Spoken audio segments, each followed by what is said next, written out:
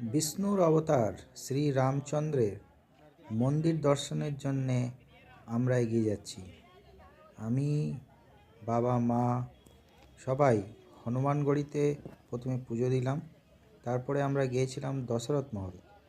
দশরথ মহল থেকে গিয়েছিলাম কনক ভবন, এবং কনক ভবন থেকে ফেরার পথেই আমরা একটু ব্যাকে এসেই আবার চললাম রাম মন্দিরের পথে। দেখতে পাচ্ছেন এই সুন্দর দৃশ্যটি। দুদিকেই আপনি দেখতে পাচ্ছেন বিভিন্ন রকমের দোকান আছে। এই দোকানগুলোতে আপনি চাবি রিং থেকে শুরু করে ভগবান শ্রীরামচন্দ্রের ছবি পাবেন।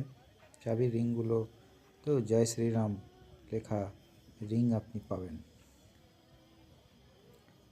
এই যে পরিবেশ, এই যে সুন্দর আবহাওয়া, এটি বর্ণনা করা সম্ভব নয়। আপনি এখানে আসলেই এই অনুভূতিটি করতে পারবেন। এখানে দেখুন ছোলা মাখানো হচ্ছে। এখানে বেশিরভাগই নিরামিষ খাদ্য। দেখুন এখানে বিভিন্ন রকমের দোকান আছে। এখানে আপনার শাড়িও পাওয়া যায়। এখানকার যে বৈশিষ্ট্য, সেই শাড়ি এখানে পাওয়া যায়। গামছা আছে যাতে লেখা আছে হরে কৃষ্ণ হরে রাম এবং জয় শ্রীরাম, এরকম আপনি পাবেন। হনুমানজির গদাও আছে।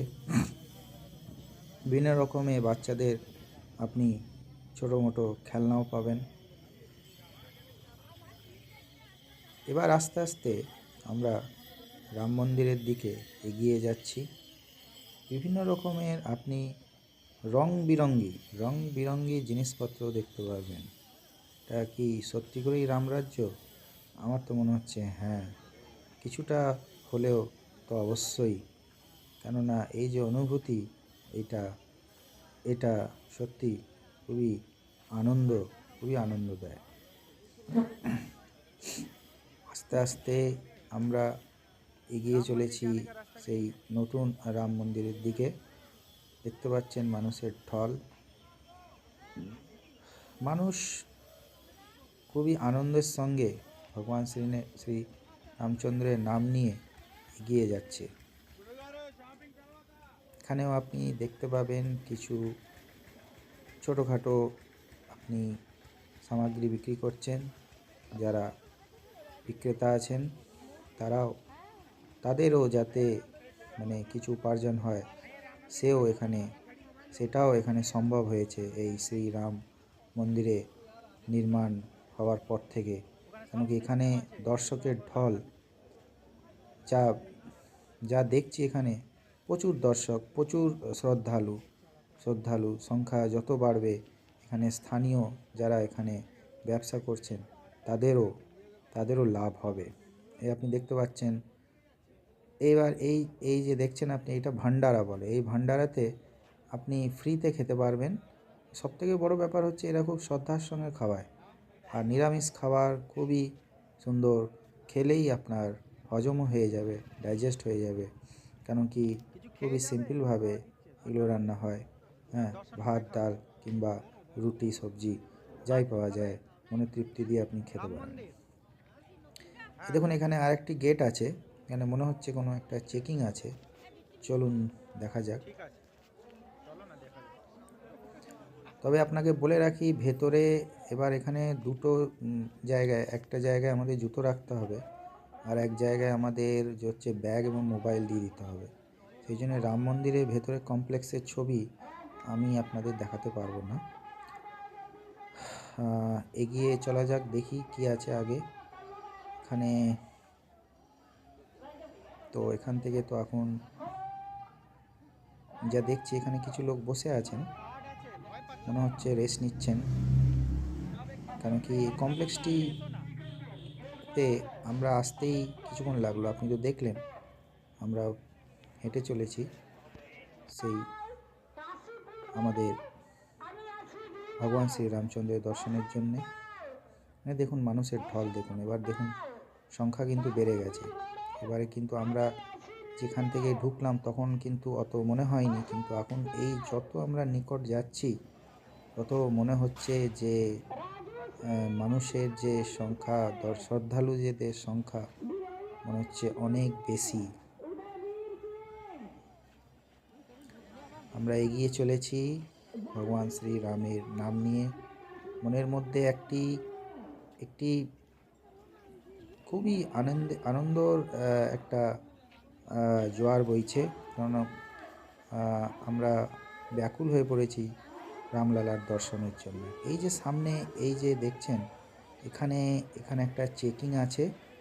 এই চেকিং এখান থেকে আমরা বেরিয়ে পড়েছি। এবার আমরা যাচ্ছি, এবার জুতো এবং যে হচ্ছে ব্যাগ এবং মোবাইল দুটো এবার আমাদের জমা দিতে হবে। ওই যে সামনে যতদূর মনে হচ্ছে বাঁ দিকেরটা হচ্ছে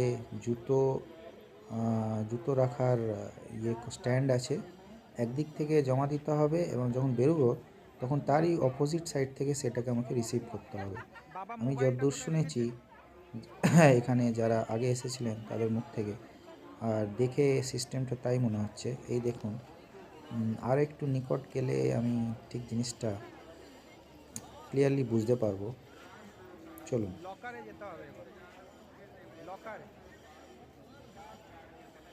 লকার করা আছে সিস্টেম। হ্যাঁ, জুতোর লকার আলাদা এই আছে। সামনে যেটা দেখতে পাচ্ছেন আমার ডান দিকে, ওইটা যতদূর সম্ভব লকার। আর এই বাঁ দিকে যে হচ্ছে জুতো রাখার স্ট্যান্ড, এগুলো করা হয়েছে।